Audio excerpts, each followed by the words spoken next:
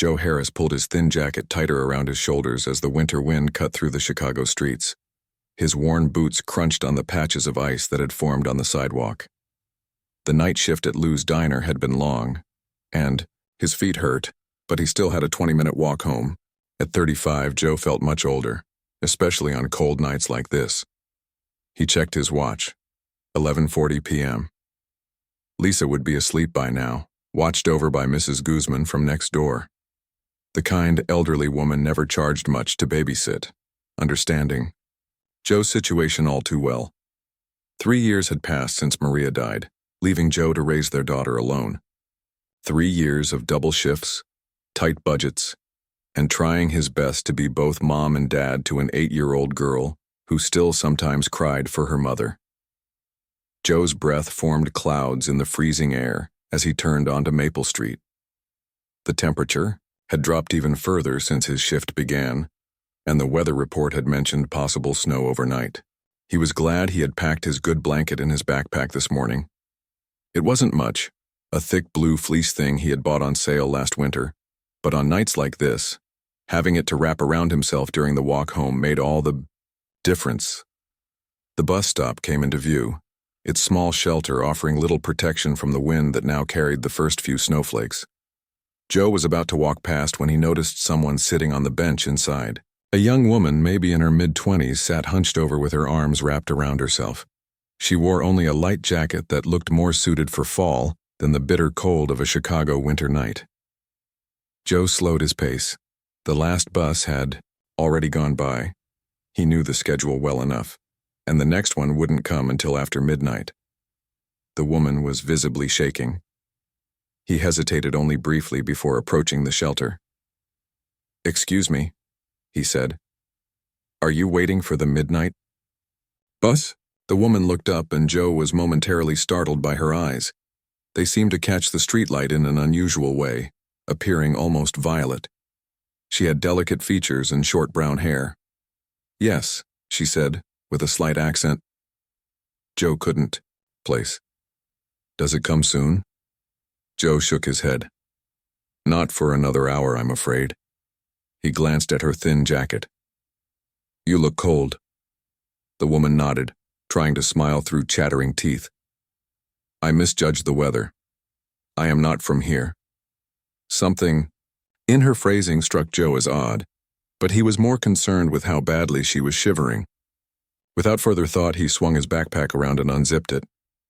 "Here," he said, pulling out his blue blanket. "Take this." She looked at him with surprise. "But don't you need it?" Joe thought of his apartment, just 15 minutes away. Now, it wasn't much and the heating was unreliable, but it was shelter. This woman had another hour in the freezing cold. "I'm almost home," he said, holding the blanket out. "Please take it, that jacket won't keep you warm enough." After a moment's hesitation, she accepted the blanket, wrapping it around her shoulders. "Thank you," she said softly. "May I know your name?" "Joe. Joe Harris." "I am Amy," she replied. "Amy Green." She pulled the blanket tighter. "This kindness, I will remember it." Joe gave a small shrug. Anyone would do the same. Though even as he said it, he knew that wasn't true. People passed by others in need every day without a second glance. He had been one of them sometimes, too tired or too focused on his own problems to stop. "No," Amy said, looking at him with those strange eyes. "Not anyone. Not anywhere." There was something solemn in her voice that made Joe feel like her words carried more weight than he understood. "Well," he said, suddenly uncomfortable with her intense gaze. "The bus should be here in about an hour. You stay warm, okay?" Amy nodded. "I will, thanks to you."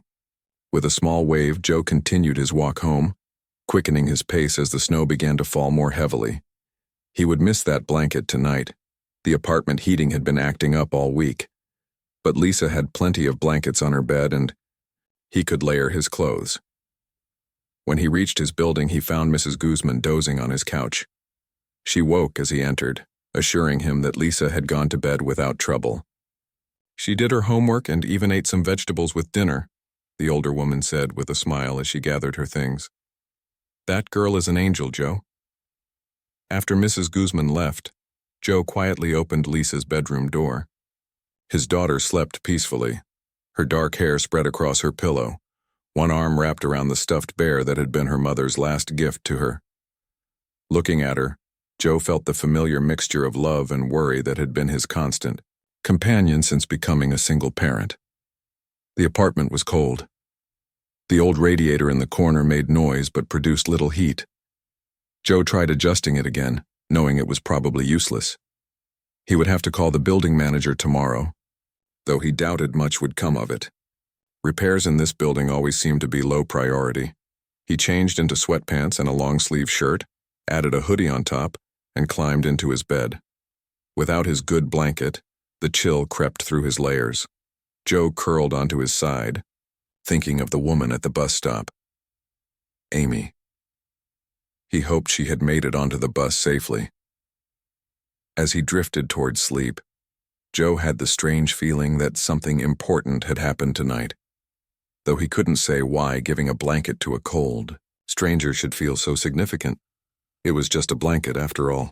He would get another one eventually. Outside his window, the snow continued to fall, covering Chicago in a silent white blanket. And somewhere in that snowy city, a young woman with unusual violet eyes held a blue fleece blanket much closer than necessary, even as she stepped into a warm bus. Joe woke up to the unusual sound of silence.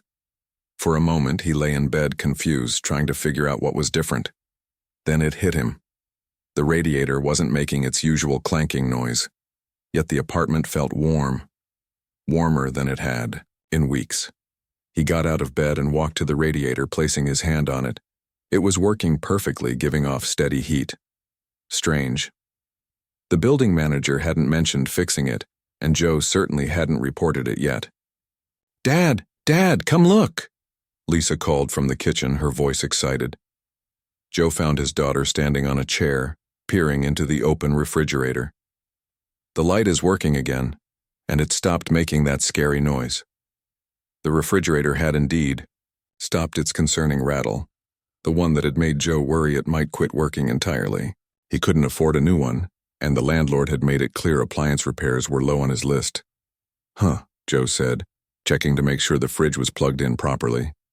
Everything seemed normal, except for the fact that it was working, better than it had in months. "Can I have cereal?" Lisa asked, climbing down from the chair. Joe nodded, noticing that Lisa's usual morning cough was absent. For weeks, she had been waking up with a persistent cough that the doctor had attributed to the cold, damp apartment. But today, her breathing sounded clear.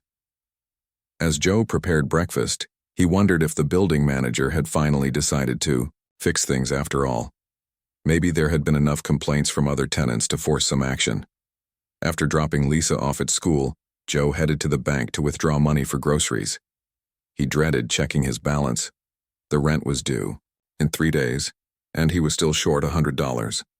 At the ATM, Joe inserted his card and waited for the screen to show his available funds. When the number appeared, he blinked in surprise. There was an extra $500 in his account. Confused, Joe went inside the bank and approached a teller. "Excuse me," he said. "I think there might be a mistake with my account. There's money in there that shouldn't be." The teller, a middle-aged woman with a kind smile, checked his account on her computer. "Let's see. Yes, there was a deposit made to your account yesterday evening. $500.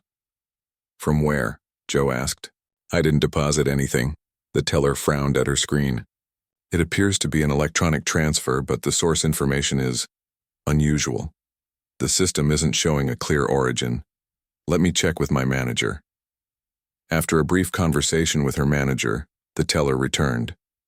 "I'm sorry, Mr. Harris, but we can't determine exactly where the money came from. The transfer seems to have been routed through several offshore accounts. However, the money is legitimate and available for your use." Joe left the bank puzzled, but relieved.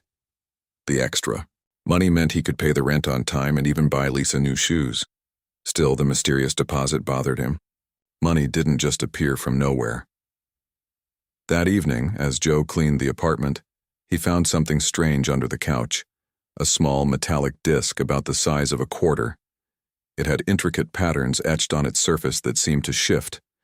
When he wasn't looking directly at them, Joe turned it over in his hand, wondering if it belonged to Lisa, though he couldn't recall her having any toy like this.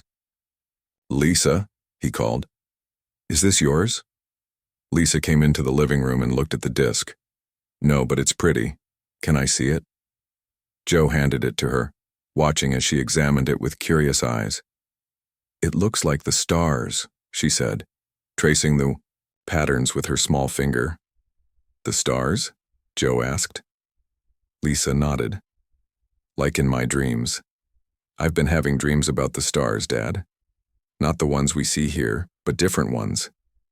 Joe felt a strange chill. "What do you mean, different ones?" "They make different pictures in the sky," Lisa explained. "And some of them have rings around them like Saturn, but bigger and more colorful." Joe took back the disc, feeling suddenly uneasy. Lisa had never shown much interest in astronomy before. "Why don't you go finish your homework? It's almost dinner time." After Lisa went to her room, Joe examined the disc more closely.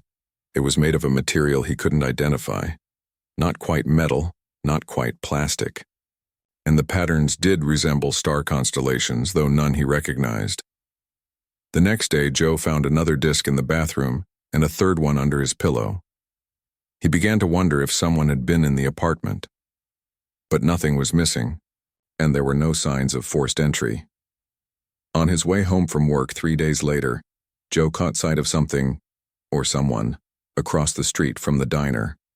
A figure watching from the shadow of a building. When he squinted to see better, the figure stepped back and disappeared. Later that week, Joe's boss called him into the office. "Joe, I've been meaning to talk to you," the older man said. "Your schedule has been tough with all these late shifts. I know you're trying to make ends meet for your girl." Joe braced himself. Was he about to lose hours? "I've decided to promote you to assistant manager," his boss continued. "It means regular day shifts and a $3 raise. What do you say?" Joe was speechless. He had worked at the diner for nearly 2 years without any mention of promotion possibilities.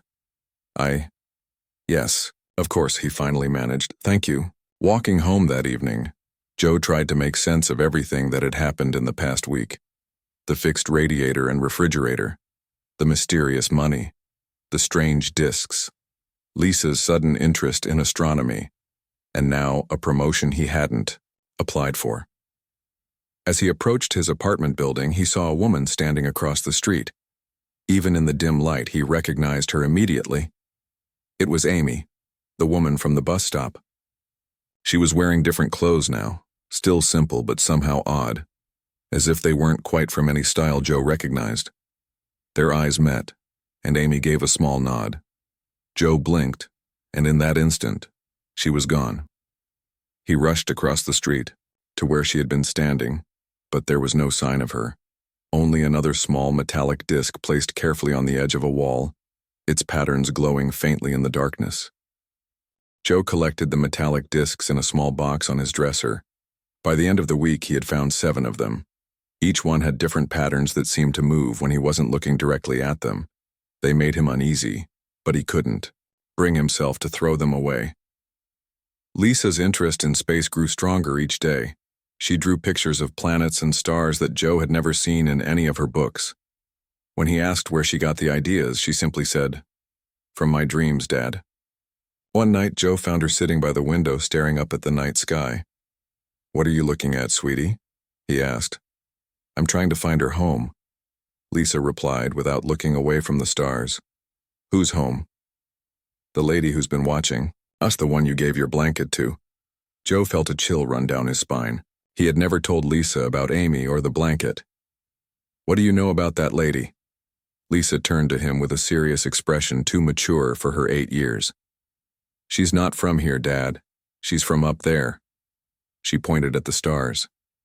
"She talks to me sometimes in my dreams. She says you helped her when no one else would." Joe sat down heavily on Lisa's bed. "Lisa, people aren't from the stars.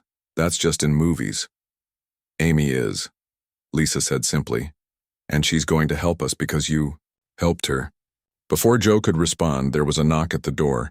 He checked the time, 9:30 p.m. They rarely had visitors, especially this late. "Stay here," he told Lisa, closing her bedroom door as he went to answer the knock. Through the peephole, he saw Amy standing in the hallway. She wore a simple blue dress that somehow made her look both ordinary and out of place at the same time. Joe hesitated, then opened the door. "Hello, Joe Harris," Amy said, her voice just as he remembered it. Her eyes still had that strange violet tint. "How did you find where I live?" Joe asked, not inviting her in. "I've been watching," Amy replied. "I need to speak with you. It's important." Against his better judgment, Joe stepped aside to let her. As she entered the apartment, her eyes went straight to Lisa's closed bedroom door. "Your daughter is special," Amy said. "She can sense things most humans cannot." "Most humans?" Joe repeated. "What does that mean? Who are you really?" Amy touched one of the metallic discs on the coffee table. "I think you've already guessed that I'm not what I first appeared to be." Before Joe could respond, Lisa's door opened and she ran out. "Amy!" she cried with delight, as if greeting an old friend. Amy smiled, kneeling down to Lisa's level. "Hello, Lisa Harris. Your dreams have been clear, I see." Lisa nodded excitedly. "I saw your home. It has 3 moons and the grass is purple." Joe looked between them in confusion. "What's going on here? How do you two know each other?" Amy stood and faced Joe. "It's time I told you the truth. You deserve that, at least." She gestured to the couch. "You should sit down." Joe sat, pulling Lisa close to him protectively. Amy remained standing, her posture suddenly straighter, more formal. "I'm not human," she said simply. "I come from a planet you would call Valeria, circling a star your astronomers have designated Kepler 442. Joe stared at her. "You're saying you're an alien?" "I am a Valerian," Amy corrected. "Our species has been observing Earth for many years. I was sent as a scout to study human behavior up close." "That's crazy," Joe said, but without much conviction. The strange events of the past weeks had prepared him somewhat for this revelation. "The night we met," Amy continued, "my environmental suit had malfunctioned. What you saw as a thin jacket was actually my life support system failing. The cold would not normally affect me, but without proper protection, Earth's atmosphere is toxic to my kind. So the blanket," Joe began. "The blanket you gave me contained my body heat long enough for my emergency beacon to activate. You saved my life, Joe Harris."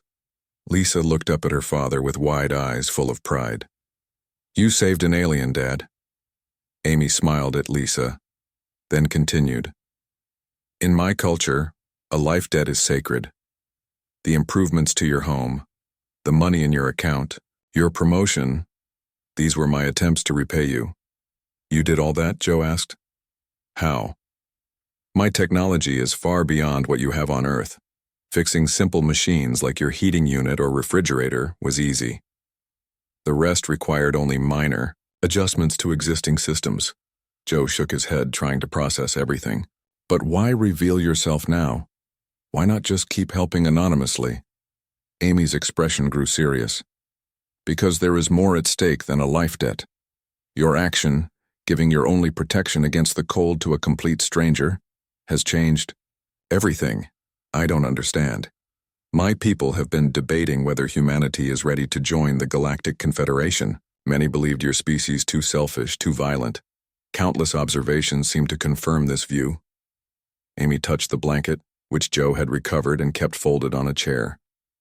"But then you gave me this, without knowing who or what I was, expecting nothing in return. You sacrificed your own comfort for mine." She looked at Joe with those strange violet eyes. "Such selfless compassion is rare in the universe, Joe Harris. Most sentient species evolve with much stronger self-preservation instincts." "It was just a blanket," Joe said, embarrassed by her praise. "It was never just a blanket," Amy replied. "It was proof that humanity, despite all its flaws, possesses something precious, the capacity to care for strangers beyond the boundaries of your own tribe, nation, or even species." Lisa, who had been listening quietly, suddenly asked, "Are there other aliens like you?" Amy nodded. "Many. The universe is full of life." "And they all know about my dad?" Lisa asked, excitement clear in her voice. "They know of his action," Amy said. "I have shared my experience with the Valerian Council. They are reconsidering their position on humanity." Joe sat back, overwhelmed. "All because of a blanket. All because of kindness freely given," Amy corrected.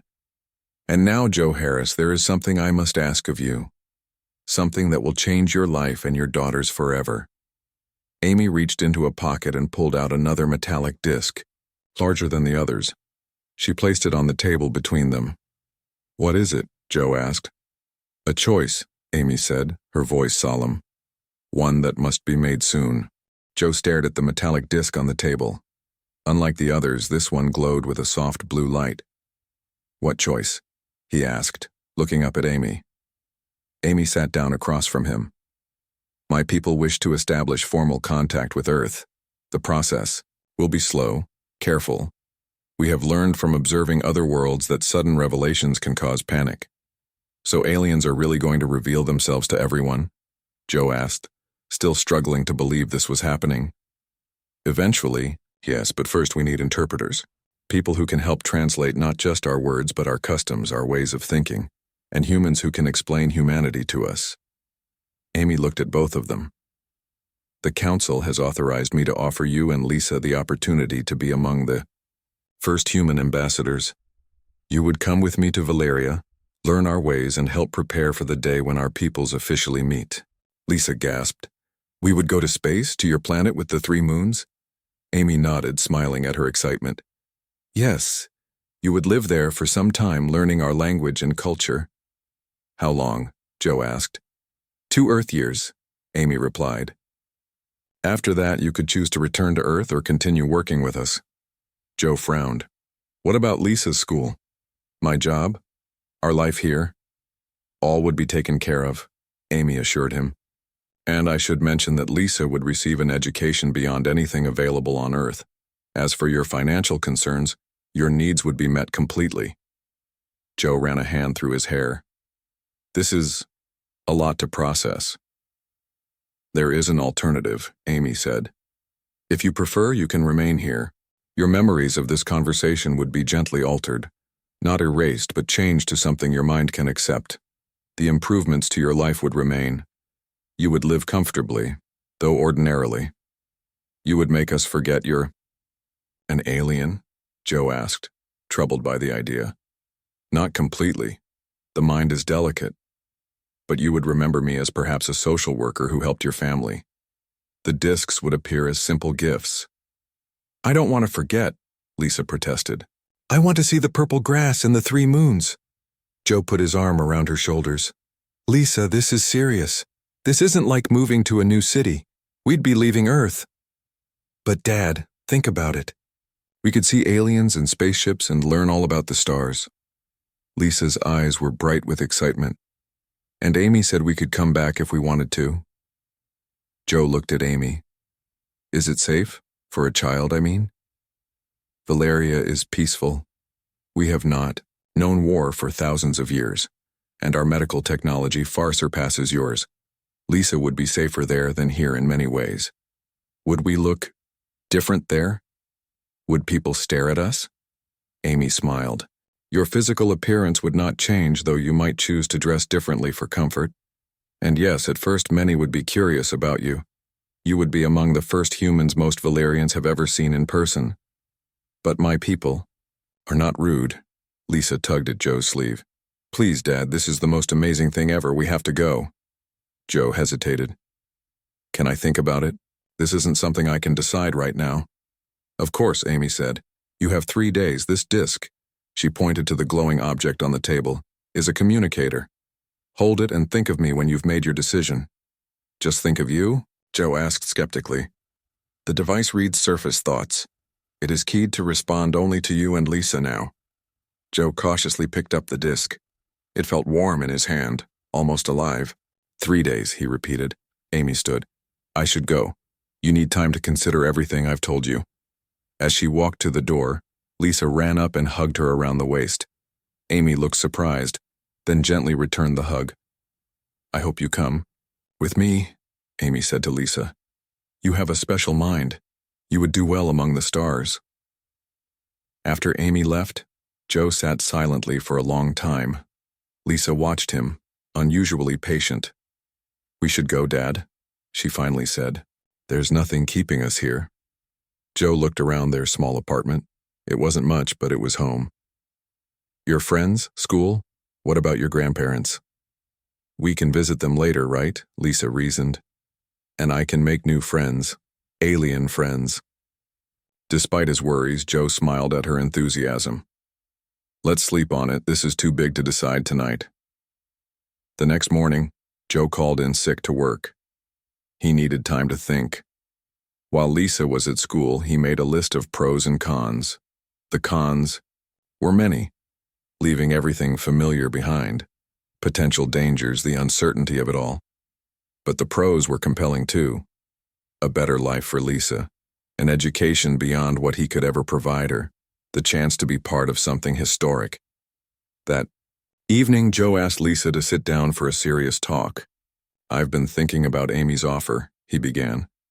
Me too, all day at school. Lisa bounced on the couch. I couldn't focus on anything else. This would change everything, Lisa. We would leave behind everyone we know, Grandma and Grandpa, your friends are home. Lisa's excitement dimmed a little. I know, but we'd have each other, and we'd see things nobody else has seen. It might be scary sometimes, Joe warned, being so far from home, being different from everyone else. I'm not scared if you're with me, Lisa said with complete confidence. Joe studied his daughter's face. Since Maria died, he had worked so hard to give Lisa a stable, normal life.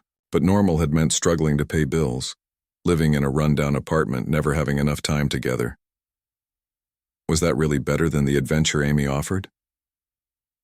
The next day, Joe visited Maria's grave. He stood there for a long time, talking to her in his mind. What would you think of all this? He asked silently. Would you want Lisa to have this opportunity? Would you be brave enough to go? No answer came, of course, but as Joe stood there, he remembered something Maria had often said. Life is too short not to take chances on wonderful things. On the third day, Joe picked Lisa up early from school. They sat together at the kitchen table with the glowing disc between them. I've made my decision, Joe said, but I want you to know that whatever happens, my job is to take care of you. That doesn't change whether we're in Chicago or on a planet with 3 moons. Lisa nodded solemnly. I know, Dad. Joe took a deep breath. If we do this, we do it together. We look out for each other. No matter how amazing everything is, we stick together. Deal? Lisa's face broke into a huge smile. Deal. So we're going? Joe picked up the disc, feeling its warmth. Yes, we're going. As soon as the thought formed clearly in his mind, the disc began to pulse with light. Within minutes, there was a gentle knock at the door. Amy stood there, a knowing smile on her face. You've decided, she said. It wasn't a question.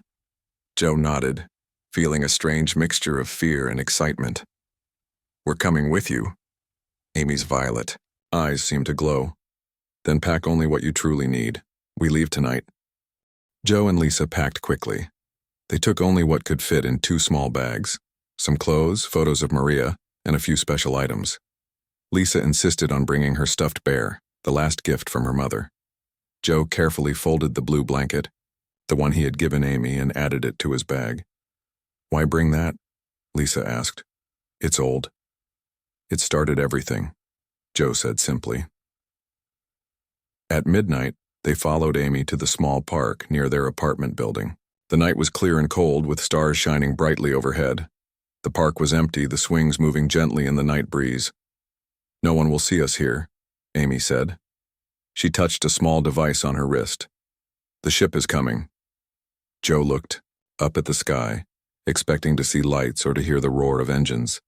Instead, the air in front of them began to shimmer, like heat rising from hot pavement. Slowly, a shape appeared, a sleek vessel about the size of a small bus. It made no sound at all. The dark metal surface seemed to absorb the moonlight rather than reflect it. "Wow," Lisa whispered, grabbing Joe's hand. A door slid open in the side of the ship, revealing a softly lit interior. "This is a scout vessel," Amy explained. "It will take us to the main transport in orbit." Joe hesitated at the entrance, a wave of doubt washing over him. Was he making a terrible mistake? Taking his daughter to an alien world? As if sensing his thoughts, Amy placed a gentle hand on his arm. "The choice remains yours until we leave Earth's atmosphere. I would not take you against your will." Lisa had no such doubts. She stepped forward eagerly, tugging Joe's hand. "Come on, Dad." The inside of the ship was simple, but strange. The walls curved smoothly, with no sharp corners. Instead of chairs, there were contoured surfaces that adjusted their shape as Joe and Lisa sat on them. There were no visible controls, just a central column with swirling lights. "Where's the pilot?" Joe asked. "The ship pilots itself," Amy replied. "Just tell it where you want to go." The door closed silently behind them. Amy spoke in a musical language Joe didn't understand. The lights on the central column pulsed in response. "I've told it to take us up gently," Amy explained. "The first journey can be disorienting." There was no sensation of movement, but suddenly, the view outside the window showed them rising above the city. Chicago's lights spread out below them like countless stars. Lisa pressed her face to the window, her eyes wide with wonder. "Look, Dad. We can see the whole city." Within minutes they were above the clouds and then higher still, until the curve of the earth became visible. The blue planet, wrapped in swirls of white clouds, grew smaller beneath them. A lump formed in Joe's throat. "That's our home," he said softly. "It's so beautiful," Lisa whispered. "Yes," Amy agreed. "Your world is among the most beautiful I have seen." The ship accelerated, but Joe felt no pressure. Soon Earth was just a blue marble in the blackness of space, and then they saw another vessel, much larger, shaped like a flattened diamond, gleaming silver against the starry background. "The transport," Amy said. "It will take us to Valeria." There, small ship approached the larger one and was drawn inside a brightly lit bay. When the door opened, Amy led them into the transport. Two other beings waited for them, similar to Amy in form but with subtle differences. One had skin with a faint blue tint and silver hair that seemed to float around its head. The other was taller, with features that reminded Joe of carved stone. "These are Mira and Zell," Amy introduced them. "They will help prepare you for the journey." Joe and Lisa stared, too stunned to speak. Mira, the one with floating silver hair, stepped forward. "Welcome, Joe Harris and Lisa Harris. You are the first humans to board a Valerian transport vessel. History is being made today." Lisa found her voice first. "Hi, do you speak English too?" Mira smiled. "We have studied your languages for many years. I speak several Earth languages." Zell, the taller one, nodded to Joe. "The council is eager to meet you. The human who gives blankets to strangers." Joe felt his face grow warm. "I'm just a regular guy. I don't know why everyone is making such a big deal about a blanket." "Because true kindness without expectation of return is rare and precious," Zell said. "Many species develop technology. Few develop compassion that extends beyond their immediate circle." Amy led them to a room that would be theirs during the journey. Like the smaller ship, it had smoothly curved walls and furniture that adjusted to their bodies. There was a large window showing the stars outside. "How long will it take to reach your planet?" Joe asked. 3 of your Earth days," Amy replied. "The transport uses technology that allows it to move between the folds of space." "Like warp speed?" Lisa asked excitedly. Amy smiled. "Something like that." After Amy left them to rest, Joe sat on the edge of the strange bed, reality finally sinking in. They were in space, on an alien ship, headed to another world. "Dad?" Lisa's voice was small. "Are you scared?" Joe looked at his daughter, her face full of wonder but also uncertainty. "A little," he admitted. "But mostly I'm amazed." Think about it, Lisa. No one back on Earth has ever seen what we're seeing right now. Do you think they'll miss us? Grandma and Grandpa, my teacher, your boss? Joe hadn't left a note. Amy had said it would be taken care of, that a story would be created to explain their absence without causing alarm. They'll be okay, he assured her. And remember, we can go back after 2 years if we want to. Lisa nodded, then yawned. Despite the excitement, it was well past her bedtime. Try to sleep, Joe said, tucking her in. We have a big adventure ahead of us. As Lisa drifted off to sleep, Joe went to the window. Earth was now just a bright blue dot among countless stars. He took out the blanket he had packed and held it in his hands. It was just a simple blanket, soft, blue, nothing special. He had bought it on sale for $30 last winter. Now it had changed everything, not just for him and Lisa, but potentially for all of humanity. 3 days later, they arrived at Valeria. As their ship descended through pink clouds, Joe and Lisa got their first view of Amy's world. Vast oceans of deep purple stretched between continents covered with what looked like forests, but in shades of blue and silver rather than green. And just as Lisa had described from her dreams, 3 moons hung in the sky, one large and golden, 2 smaller and pale blue. The ship landed in a city of soaring towers that seemed to be made of crystal. They caught the light and broke it into countless rainbows. As Joe and Lisa stepped out of the ship, a crowd of Valerians waited at a distance, their faces showing the same wonder that Joe felt. A group of officials came forward to greet them formally. Amy stood by Joe's side. "Are you ready?" she asked. Joe took Lisa's hand in his. In his other hand, he held the blue blanket, the simple object that had brought them across the stars. "Yes," he said. "We're ready." And they stepped forward together, the first humans on a new world, ambassadors of a kindness that had proven stronger than the cold of a winter night and more valuable than all the technology of the stars.